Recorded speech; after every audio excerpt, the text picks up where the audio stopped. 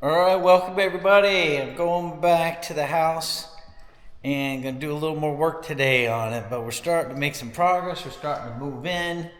You can see the sweet new couches just showed up. These are room to go specials, believe it or not, so we happened just to be in there. We were out looking at different furniture stores for couches. But one thing we noticed with these couches that have like movement is they have this weird skirt that comes down the back, and we didn't want to have that skirt. So we had to find one that didn't, and believe it or not, this was literally the only one that we could find that had a solid back that didn't have that weird thing hanging down on the back. And I think it makes it look a lot better. So right now I have them plugged in, but I'm going to be finding batteries for them online so that we don't have to have plugs going all the way to the wall over there. So that'll clean it all up, look nice.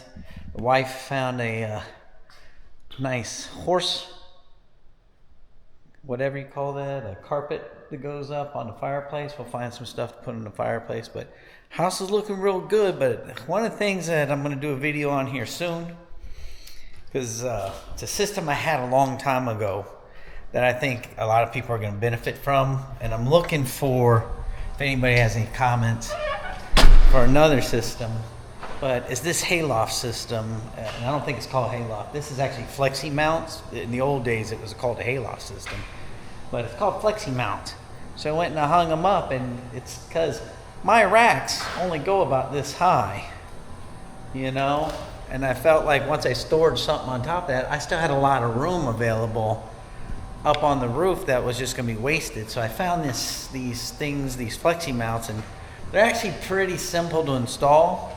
I mean, when I say simple, don't confuse that with they go up fast. They're a little time consuming, but it actually went up really well. As you can see, I got two racks literally right next to each other. They hung up there. They'll hold. I can actually do a pull-up on there, and I weigh about 220, 215.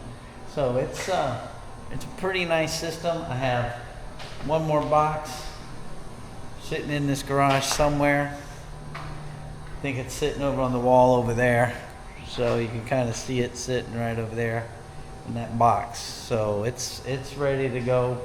I'll be hanging that. I got a lot of trash to throw away because we're still in the build process.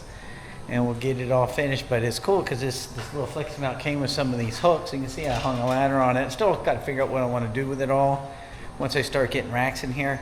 But it's going to look real good. So when I go hang that last one, I'm going to show you guys how to do it, because there's different ways to either attach it to the trusses in your attic, whether you want to do lengthwise with the truss or actually go across. As you can see, the way mine are built right here is there's a truss going this way and then a truss going this way. And so that little bracket up there that you can see, that bracket goes across those trusses right now. So it's actually bolted.